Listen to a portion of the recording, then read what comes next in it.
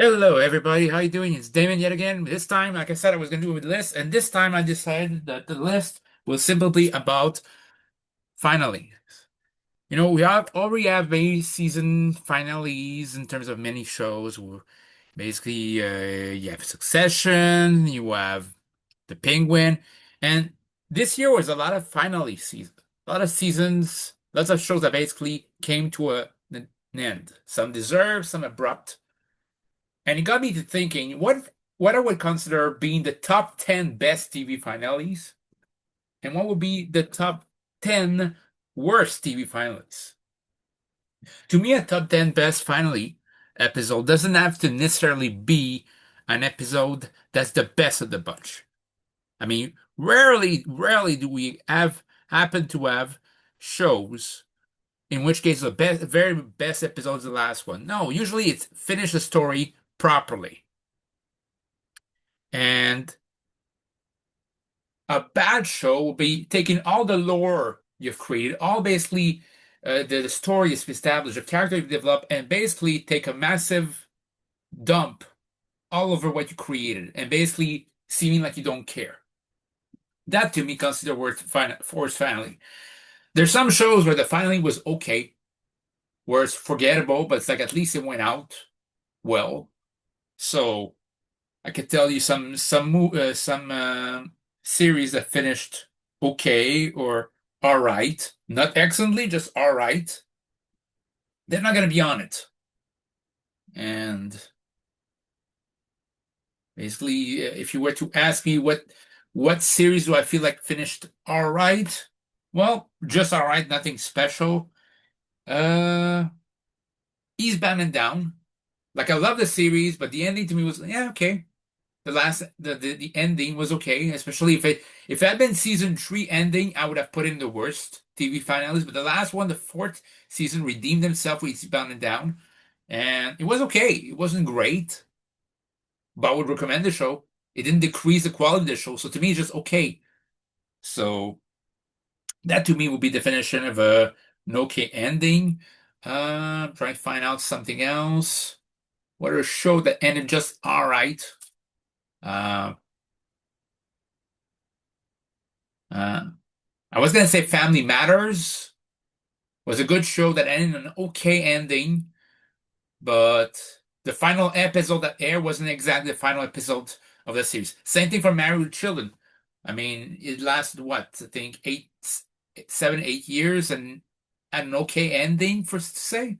Even then, before the last episode was actually the last one chronologically. So yeah, but I'll go here, and there are some. I was gonna say another category. There's some shows I didn't see, so I will not put them on there. So yeah. Now I have honorable mentions of shows of my best TV finales. We got TMNT 2012. The way it ended up, all the mythology about the different turtles, Leonardo, Michelangelo, Raphael, Donatello, as well as basically be reminders of the ninjas they are, and going to confront a new chapter, but at the same time in a vision where there's Splinter there, so because Splinter was killed in a battle with Super Shredder. I thought it was very beautiful. Uh, Ozark. I would put Ozark on there in terms of the best TV finales. And at first, I didn't really like it. Uh, I didn't really like it, but then it made sense. Like basically, in terms of wrestling, I mean, the Ozark family, the Bird family started as the face, and then the end, they basically became the heel. They basically did a double turn, in which case Root happened to be a heel at first. The Lang was more happened to be the big heels, and in the end, at least Root, she became a de facto baby face. But the only thing I don't like about finally is they killed off Root, and honestly, I don't think she should have been. And I didn't like the fact that the big bad they created, they established the whole seasons. They basically killed him like 20 minutes in. Well, the big bad they established at the beginning of the show. They killed him like basically when there's 20 minutes left by his sister. And also the big bad they created the same season, basically the equivalent of Bane in this, killed again. and the birds get away with it, and they try to do a Sopranos-like ending, but in this case, there's not as much subtlety. That's why I cannot put it in the top 10. MASH. Yes, an original story. Yeah, yes, it's a very, very classic show, but the ending was very good. It played homage to characters and to everyone was there, like Hawkeye Pierce. So it played great homage there. So yeah, I would have put Scrubs on it if it wasn't the last season. So me, the rule is has to be the actual last episode, actual last seasons. If it's a show that's a revival, they're not on there. So no Dexters, no Full Houses. There's none. The Office. Like if The Office was a perfect definition of an okay ending. It's like I felt fulfilled. I would not say it was the best episodes there. So yeah, Curb Your Enthusiasm, good ending. And Nurse Jackie. Nurse Jackie also is because the same producer and creator of The Sopranos that also has an ambiguous ending, and I liked it. So those are my honorable mentions. I didn't really have any dishonorable mentions, but I'm gonna start with with number 10 worst, despite being one of my favorite shows of all time, Seinfeld. I love that show. It's irreverent humor, and I always like in that show that all the characters are in the same trouble. The reason they're in trouble is not because they're inherently bad people. They're bad people, but not inherently bad. I mean, Jerry seems to be the least bad of the bunch, but it's the fact of they get in their own way. They would find life so much easier if they get in their own ways. I mean, George uh, makes excuses and makes schemes after scheme, and basically he doesn't understand that he makes his own life worse than it is. I mean, he gets a good job, he has to ruin it. He has a good girlfriend, he has to ruin it. Jerry's basically obsessive compulsive tendencies. Elaine, not just her dancing, but just her whole uh, lack of self-awareness. Kramer. And in the end, of all the things they get arrested, put on trial with every person they seem to have wrong and put in jail. And I don't think there should have been a wedding between Jerry's girlfriend, but I do think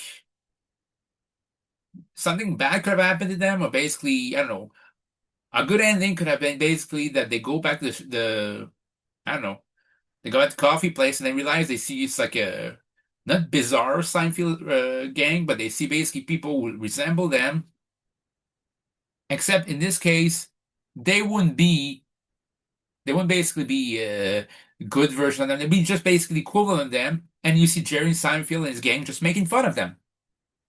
That could have basically been there, and making basically show their lack awareness in their part. So yeah, that'd be number 10 for worst.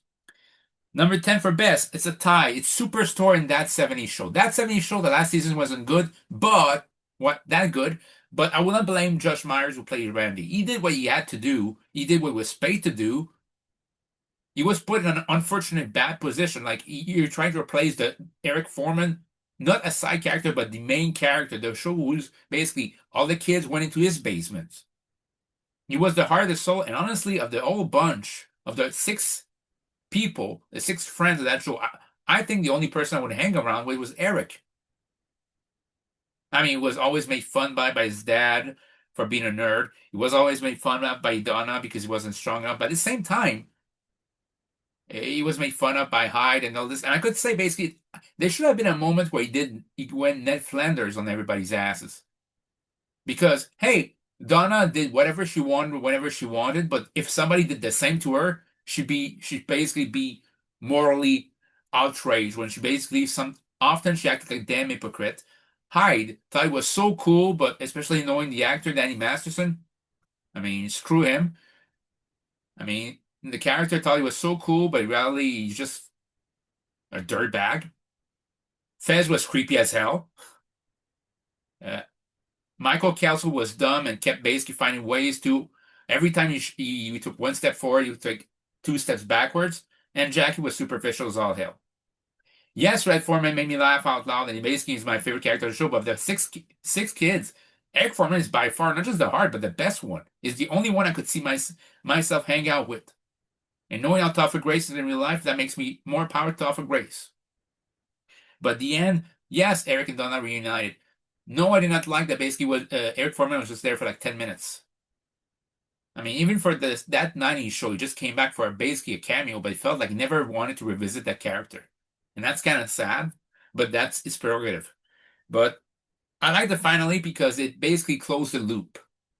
It also it did what another show that I'm going to say on my worst list did. It basically pretended last season it didn't exist, but in this case, it was necessary because last season felt like a straight to DVD movie, whereas the first 7 seasons felt like a movie theatrical that was released theatrically. So yeah. And Superstore was a show that I didn't expect much, but first of all, the first season were good. I wouldn't say a great. They weren't great. It was a good, good, pretty good, good, good. And the last season, with America Ferrara leaving, you expect the show to suck. It didn't. Actually, it kept the same quality. And then finally, I thought treated everybody with respect. Everybody got the the ending they deserved. I mean, Josh, I think it was Josh, the main lead, basically. Like, yeah, it was ridiculous. Was college. You could see was a college student, basically came from business, but still has basically yet and environmental values, altruism, and he ended up becoming seemed to be a political an elected politician by the end. America Ferrara continued her role. They became her character. Both of them stayed together. I'm just mad that we never heard about Kelly because Kelly was still a good person, and it's like it felt like she never got her happy end. And I didn't like that Carol was part of the gang after all she did to them. Sandra in that show really like it should have been harsher to her. So yeah, and I thought Carol the character should have gotten a harsher ending. But everybody, Garrett, uh, Neil, everybody in that show, I felt like you felt like, hey, I've seen that kind of person in real life before, and I was happy that most of them got a good ending. So yeah, that's what I like on this one. Number 9 in terms of worst, House. Look, I like Dr. House show, but like I said to friends and to my girlfriend, I can't binge that show. After 2, 3 episodes, House gets on my nerves. But most of the time, from season 1 to season 7, I thought he gets on my nerves, but he happens to be right, and there's a bigger douchebag in the show. And I stopped really liking it that much when, for no reason, I was being drunk, or because I don't know, because Dr. Lisa's girlfriend, Nick here, Lisa Cuddy, broke up with him. All of a sudden, he decided to get drunk and drive a car through her house. That's so unlike the character of House to do this. He could be mad, he could have been snarky at the hospital, yeah, but doing that, like he deserved to go to jail. And honestly, I didn't like the ending of the last season where he faked his death, because in 2020, 2012, a lot of shows or movies thought it was a good idea to have their main character fake their death and go on somewhere else. And unless it's The Dark Knight Rises, everybody else failed at it because there was no reason to. I don't care if House and Watson, Austin Wilson was basically supposed to be the Holmes and Watson. It didn't fit. It doesn't make sense for Sherlock Holmes and Dr. Watson. Even in the Game of Shadows movie, it didn't make sense in that show. Like, why would House sacrifice everything for a friend who has terminal cancer? And he was sacrificing a medical career. He was going to be barred from medicine to spend whatever is left of time for Wilson. Now, it'd be beautiful if it took an hiatus, but you know he'll have to come back to this. What is going to happen to this? What happens to Dr. House afterwards? He's going to become a lumberjack like Dexter? I thought it was ridiculous and completely betrayed the character of Dr. House. He could still be careful about this, could still love his friend and not feel like he has to destroy all his reputation, what's left of it, because of this.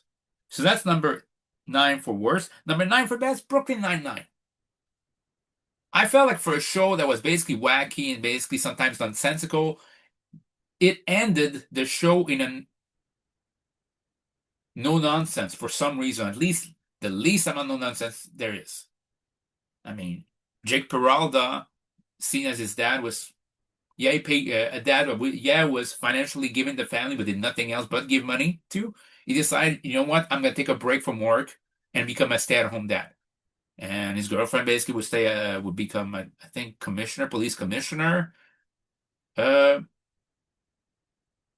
Terry's character, Terry Crews' character, finally gets a promotion because he was so scared getting it. He was so scared getting promoted ahead of this, and finally accepted he's going to be promoted. And Raymond Holtz decides to retire. There was something, and they had the last Halloween heist, so I felt it was fulfilling in that end, but it didn't need to be something else. So it was still, in a way, it was less wacky than other um, Brooklyn Nine-Nine seasons, and really got better from the disastrous opening of that season. At first, it was very preachy that season and became nearly unbearable. And the moment it became unbearable, the next episode became better. It's like they knew when they became unbearable. But the finale of Brooklyn Nine-Nine, I rated very high. Number 8 for worst. This was really gonna date me. Beverly Hills 90210. Yes, unless being a revival, but it was not Beverly Hills 90210. It was just 90210 with the new generation. So that doesn't count. Reason why isn't because of anything else, but it's been 10 years since that series was on air, and barely any of the originals showed up in the end. It's like it's a series where most of the originals, like in the first half of the show, are not there anymore. It kind of it dilutes the impact of the ending. You're not saying goodbye to those characters. Those characters, like, they already said goodbye a while ago. They're just coming back for cameos, so it doesn't count. So, and it doesn't help that, like, I remember Kelly's character has been run through the ringers. She went through everything. She had drug drug addiction, basically had other tragedy happen, and all to her. And it's like, wow, it's like you really stretched out a show that was supposed to be 5 seasons to 10.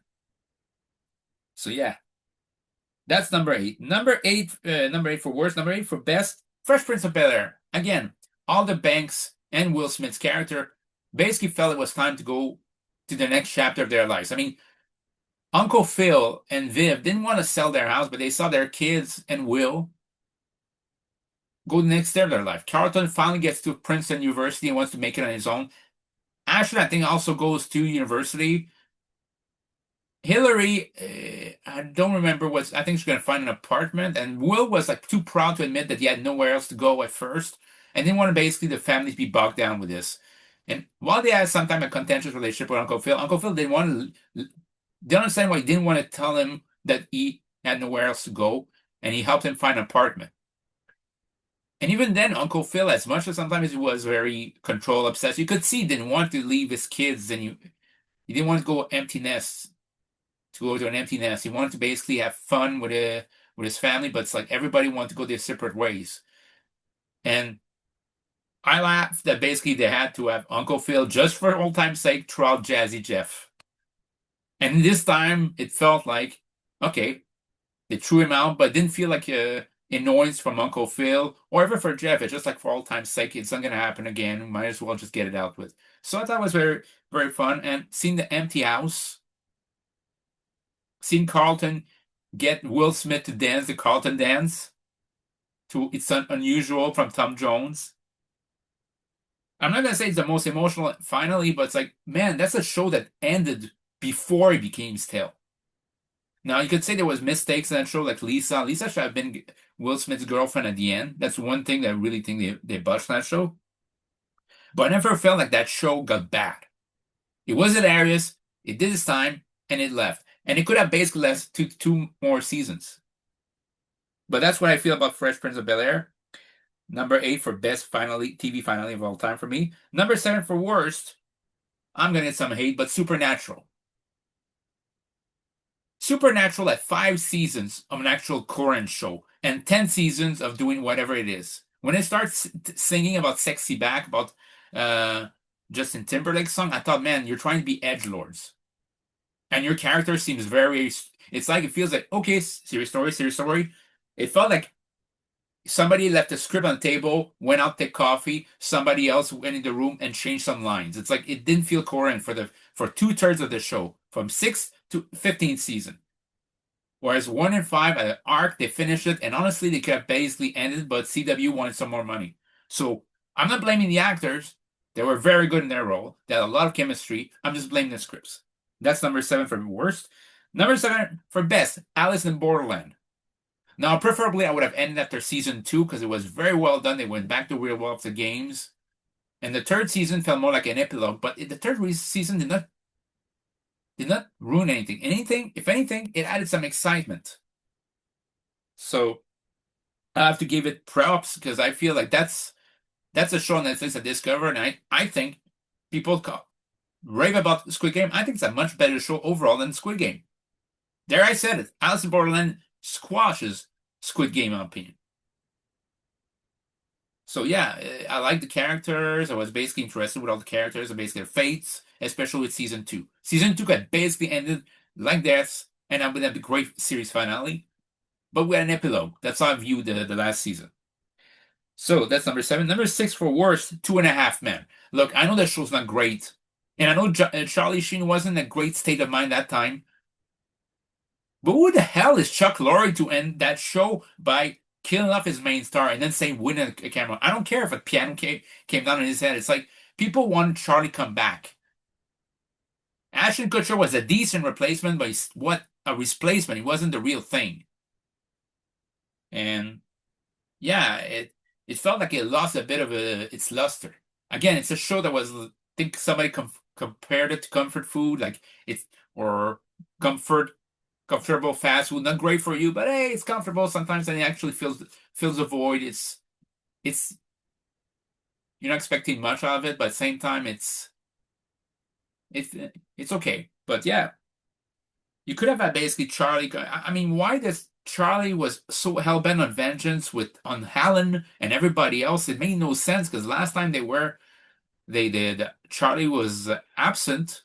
The last time he was in an episode 2011, and there were no real animosity between the characters. Why did it happen? Like, not explained. Honestly, I think they didn't care anymore. So yeah, I just think, like it or not, Charlie Sheen should have been treated with much more respect. He's a guy who starred in many movies like Platoon, Wall Street, Hot Shots, Part 2, Hot Shots Part 1. What else? Like Repo Man, like many movies from the 80s to early 90s that were pretty good happened to have Charlie Sheen in this. It's just a shame that afterwards his movie career, and apart from 2.5 Men, pretty much his career in Hollywood didn't recover. That's number 6 worst. Number 6 best, Friends. Yes, Friends, the last episode wasn't the greatest Friends episode ever, but I like basically we still had some closure between the Joey and Chandler relationship.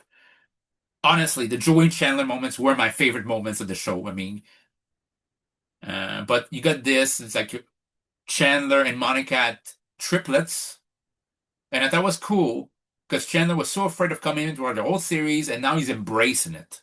Monica tried so much with her obsessive compulsive tendency to try to control everything, to have competition to artists, and that doesn't mean that she's not anymore, but she's learning more and more to let go and basically be more in the moment. Again, she's not completely letting go of everything, but at least there's character evolution. Phoebe is with Mike. Yes, David came back, but since case of both, I like the fact that the love triangle between Phoebe, Mike, and David wasn't seen as David being a douchebag. He wasn't. And she chose Mike not because David is a douchebag, but because David left a long time ago and went to Russia for a project and then came back. And from anybody in a relationship, you'd be fearful if the other person will leave again if they want to go to another relationship or they want to go for another professional ambition. So David has no one else to be mad at but himself. So yeah, Mike, played by Paul Rudd, was a unofficial seventh friend of the group, and Paul Rudd is hilarious and still is hilarious to this day. So now it's left to Ross and Rachel. They were the couple for a long time. And the fact is, it wouldn't sit right if Ross and Rachel wouldn't end up together. And they end up being together at the end. This time I feel like, well, they can't say that somebody's been on a break and they can't end it anymore. Like, they're not married either.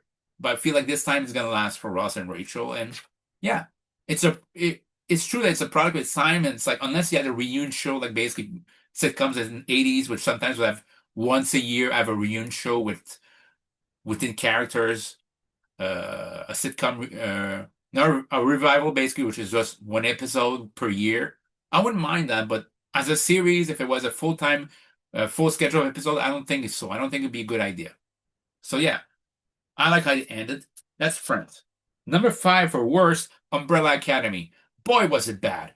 I pretend that the show ended in season three, and the reason why is because like a lot of characters went basically went out so unlike what they were. To Luther was like the Leonardo of the group, the Leonardo of the TMNT's Leonardo's of the group, and while he wasn't dumb, he wasn't bright. Sorry, he wasn't dumb, and all of a sudden the last season they made him dumb as all hell.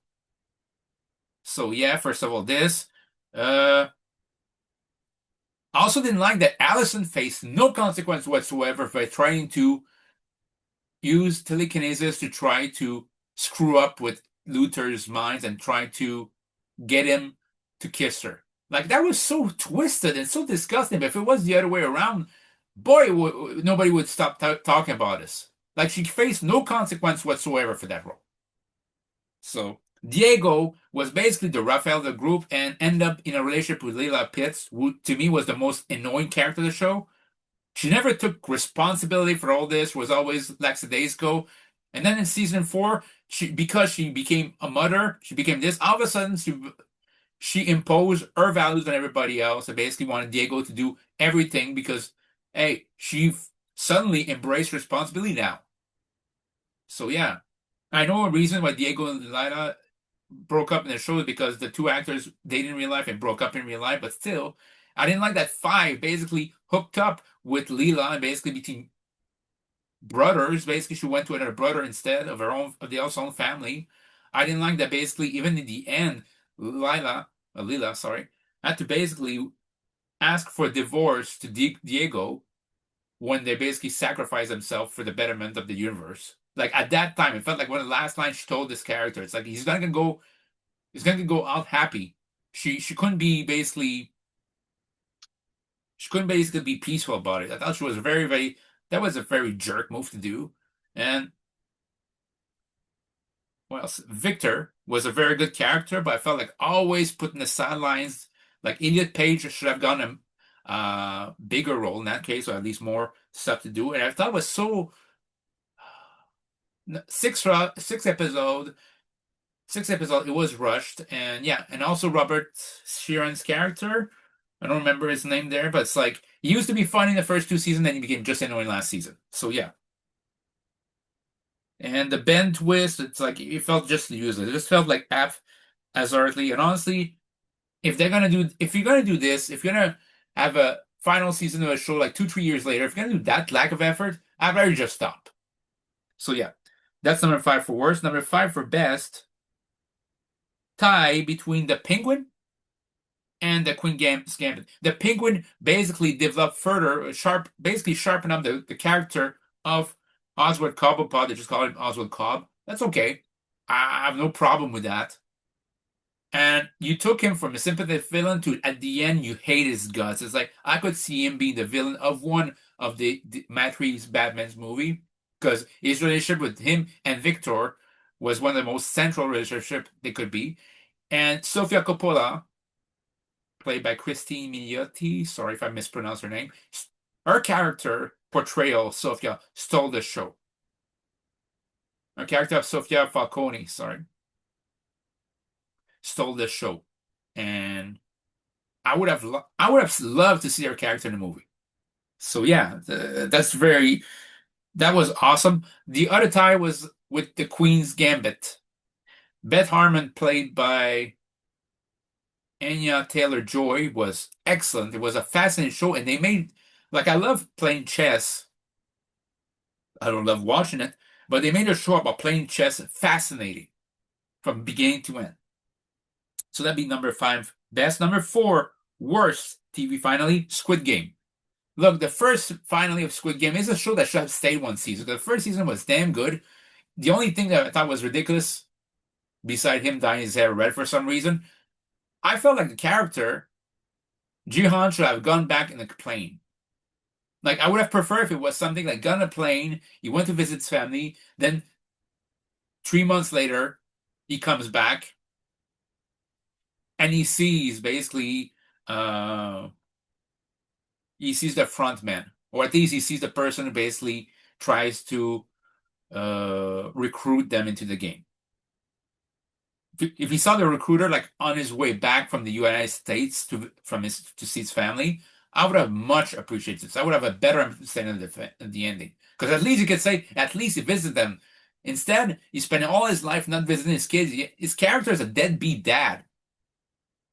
Dominic Mysterio jokes about Ray being a deadbeat. He's not as deadbeat like Gian was a deadbeat. And to know at the ending of the second and third season, and have him back in the games, I'm thinking, you know, I don't mind him basically doing a two-peat. You want him to two-peat to finish the story, and he could. And the plan is, oh, but in the last game they're going to use an eliminated participant as a bridge, but they threw him out before the final game, which was supposed to be a duel between the two, and it ended up being Gian wins, but they say their baby's still on there, so there's still two participants. And Gian says, I'm not a horse, I'm a human being. I'm not going to be a monster to survive. And he sacrifices himself. I thought it was a cop out to have a baby win the game. Like, seriously, it's not part of the original list. It's like basically having somebody, if like, imagine if somebody goes to the Royal Rumble, is not an official participant in the 30 man, actually, 29 of the 30 man got eliminated. But because, I don't know, they brought a figurine, or in terms of Al Snow, they brought Head in the ring. They say, okay, you can't just eliminate Al Snow, you have to eliminate Head too. And for some reason, I don't know, Stone Cold Steve Austin said, I already eliminated Al Snow. I'm not eliminating Head. I know it sounds ridiculous, I wrestle crap, but follow me. And Austin throws himself out and the Head wins the Rumble. That's how it felt. It felt like seriously, like it wasn't good. It's like I'm not even enthused if there's a spin-off in the United States because Kate Blanchett was the end. I think it just should just end. It's still a very good show, but it's a very good show that buckle under its premise. And it should have stayed to original premise rather than try to expand its world. Expand its world. You didn't need world building. You just need better characters or better things to do to their characters. And speaking of a show which did great with the characters and no win to end, number 4 of best TV finales, The Sopranos. Man, Tony Soprano was, I mean, the whole show was awesome. I mean, you rooted for a monster, a mobster. And he always said he was a garbage disposal department. When in some ways he was. He just didn't tell you which kind of garbage. So I love this. And people complain that AJ was whiny. AJ wasn't whiny. AJ was entitled, but at the same time, so is his dad. And guess what? In most people, when we say, oh, this person's entitled, because they come from maybe a parent that's entitled as well. AJ expected, yeah, one of those days to actually get the same glory as dad. But here's the thing. He's in the shadow of his dad. The only kind of glory he could get is by basically being a mobster. Like, a lot of things he felt, but at the same time, he didn't find himself. But at the same time, he tried. I mean, remember, he was dating the mother of a kid, and the mother of a kid dumped him because, rationally enough, she has kids to worry about, and AJ wasn't ready to do this. But at least AJ was willing to date a mother and basically at least have a serious conversation about having a relationship with a parent and helping raise their kids. So yeah, he was entitled, but at the same time, okay. Every time he tried to do some initiative, either he was dismissed by his parents or laughed out of. So yeah. So I could say that about AJ. Again, he was whiny. I would say he was whiny, but people make it seem like he's the whiniest person. Basically, he's not even the worst person in the show. He might be entitled, but again, it comes from the family. He wasn't the only entitled person in that family. And yes, I'm by the only title, I would say Tony. Tony thought he could do all of this and get away with it. And then came the finally. Finally, it's like it feels like everything. Basically, the main bad guy was played by the guy who did Billy Bats in Goodfellas. Got killed. And you see Tony with his restaurant, his family, and then well, as Journey's Don't Stop Believing hits. And eventually Tony looks up, fade to black. And at first I thought, hey, what happened? Did it cut out? And turns out afterwards there's credit produced by David Chase. And I remember that David Chase booked a vacation the day of the finale and didn't want to dress it because he was on vacation for 2 weeks. And at first people hated it, and now it's like, okay, it means that Tony, either Tony been shot or it's just we're no longer privy into his life. I like to choose the other one, the latter, but I also feel like it's like Tony will never have the peace and quiet he wanted. That's what the ending represents to me. He'll always be looking out for somebody to take him out. So yeah, I really like that ending. It's number four. Number three, worst. Well, I say it's worse, but not worse, but it's like all of this for nothing. All those 10,000 of characters, not really class, just to make you memorize the characters for nothing. And I'm talking, of course, of Game of Thrones. Like, I read the books, and it's like a lot of characters, and way too many characters. And by the way, George R. Martin, why do you fill out some page just describing the food? It's like somebody says, "Oh, you got 10,000 page, 1,000 page. Oh, what can I do? Oh, describe the food." Like I skip those pages, man. It's not good writing. It's indulgent. It's pretentious. But anyway, there's so many characters that show, but you focus on the main ones. Ned Stark got killed. You expect at least Jon Snow to have a happy ending. Kinda. He's banished he's not even basically back to the King of the North, which at least have been this. No, he kills Daenerys, who went mad. Cersei didn't get the violent ending she deserved. Jaime betrayed the character development. He went from basically becoming his own man, redeeming himself, going to a relationship with Brienne of Tard. No, he goes back to afterwards to Cersei. Like nothing happened, and the Greyjoys, like Theon redeemed himself in a way, but he's still kind of an asshole. Uh, and yeah, the Greyjoys get killed. Uh, Arya Stark being the one to kill the Night Walker, the King of the Night Walker. Ah, it felt like it was felt like it was built up as Jon Snow doing it. But at the same time, it could also be like the equivalent of Witch King being defeated by Eowyn. But at least in Eowyn killing the Witch King, it made sense. He said, "No man can beat me," and then she said, "I am no man." That was badass. But in terms of the Arya Stark killing the Night Walker, I'm not thrilled, but I'm not gonna say it's a bad thing either. It just was so but Daniel is getting killed out of nowhere, and what else? What else? Braun. Oh, not Braun Breaker, that is. Braun Stark, who did nothing during the whole series. He becomes king. I said nobody's gonna more fascinate this. Fascinated about what?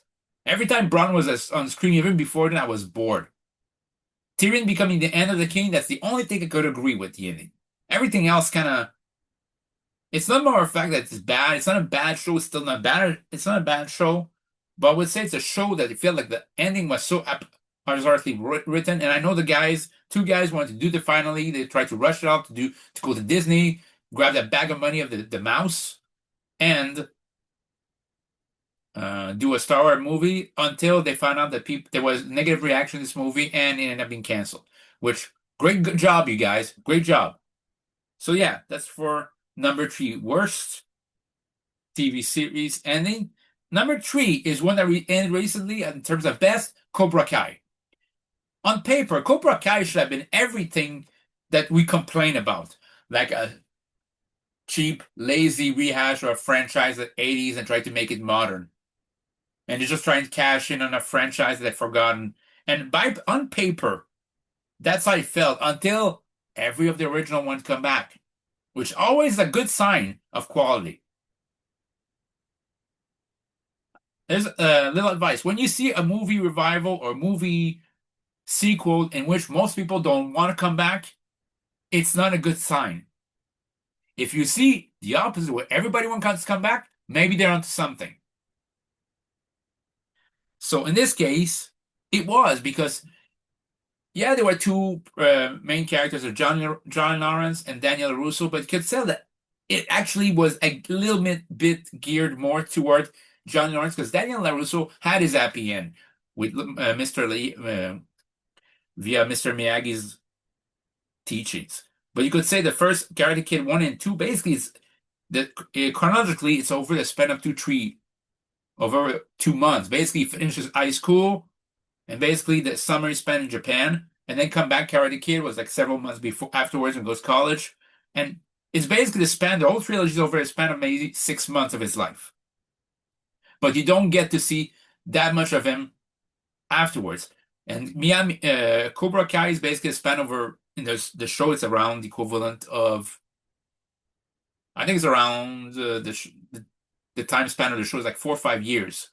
And it's okay because you see the character's evolution. I mean, Miguel being trained by Johnny. Johnny basically started as a kind of a loser at first. And the way he built himself back up to become undeniable and helps his Cobra Kai, not Cobra Kai, but his Cobra Kai to win. And that's an important distinction right there. Daniel LaRusso, at first, is anti the Cobra Kai, and in the end, like he was kind of glazing Miyagi-Do, every Mr. Miyagi teaching. But at the end, he felt comfortable in knowing that, Mr. Miyagi did what he had to do. And while Mr. Miyagi's method is very good, he realized that Cobra Kai, that he needs to have trust in his friend. And maybe Cobra Kai under the different leadership under his friend is not going to be this. It's not going to be the same as Kreese or Terry Silver's Cobra Kai. And it felt kind of cathartic to see basically Daniel LaRusso didn't have to win that.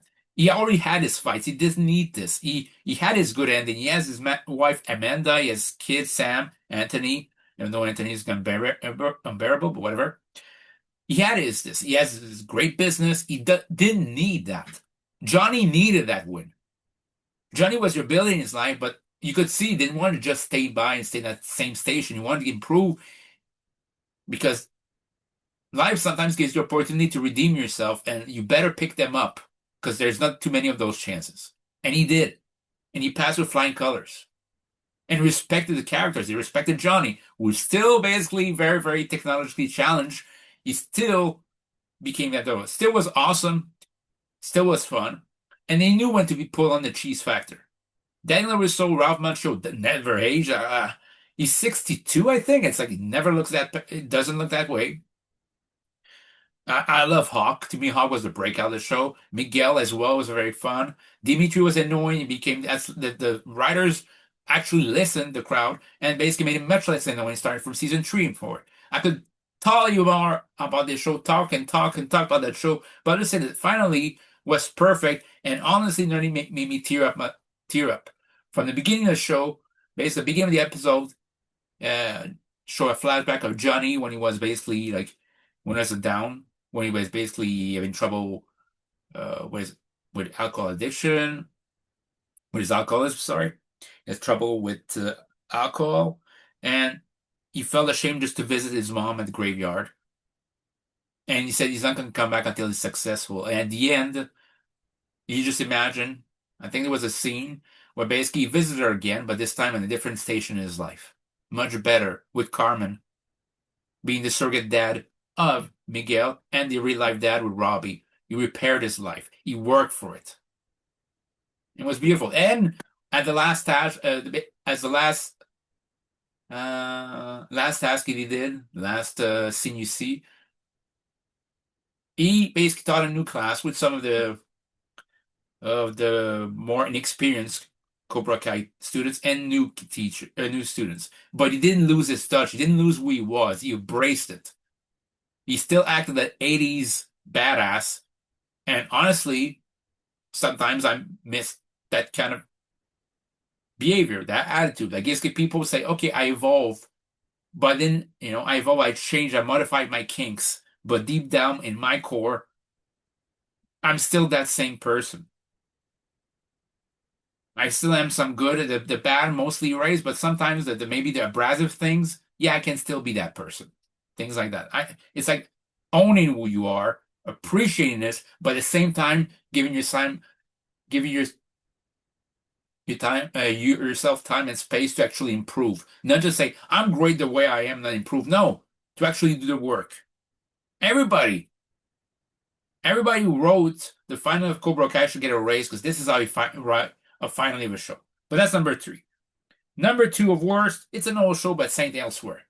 All I'm gonna say is this: imagine you make a show, and at the end of the series, it's revealed that the old finally was made up. It was all in the head of a kid who made it all up, which is kind of weird. That kid would make up things about injunctions, about lawsuits, because I don't think a kid would know anything about lawsuits. That felt like very weird for an ending, but I wasn't that attached to that show. I just thought, honestly, it's a bad ending. But that's the number two bad, number two worst, number two best, Breaking Bad. Walter White from the beginning, it's like, okay, he didn't know how to find his place in life, and he found one with his alter ego Eisenberg. Him and Jesse Pinkman basically through a lot of obstacles, and at the end, since Walter White was terminally ill, he wanted to do this to provide for his family, but at the same time, because finally got that sense of power, that sense of emergency, that sense of excitement, and he always craved for, he got it with this. He was mortally wounded during a final dealing, but at the same time, if I remember correctly, he also helped save Jesse Pinkman's life. He said to his family on the phone, basically, he tried to make sure that the police wouldn't go after his family, basically making them know that everything he did was on his own. His family did not help. But it's also heartbreaking because he was cold toward them during the phone call. Despite knowing his good intention, it's like that. And even Walter White broke down because that's the only last interaction I'm gonna have with my family, and acted like a complete douchebag toward them. If they only knew. But yeah, I love that ending, and it was poetic because that's how it should have gone out. There was no cop out of an ending. It ended the way it should have gone. And I like it's a show that knew when to end it. So that's for number two. Number one worst, easily, is How I Met Your Mother. I can't even usually I would make you give you a little cute like fake number one, but I can't even fathom doing one in this one. I love How I Met Your Mother, especially the first season. It's like, okay, there's always a season that's not as good, but it's fine. That's life. Heck, people can write short stories, and one of them is not as good as the other one. And I think it's kind of like unrealistic to get in your case because one of them is not as good as the other one. But the show should have ended at season seven. Season eight was just bastardized. It just bastardized everything we knew about the show.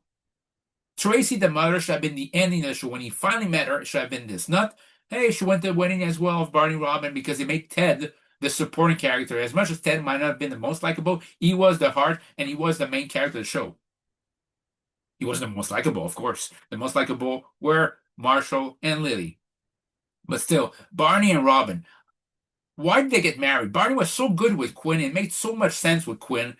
But decided, hey, we're going to make the formula that every guy, girl in a group have to get married or be together with each other.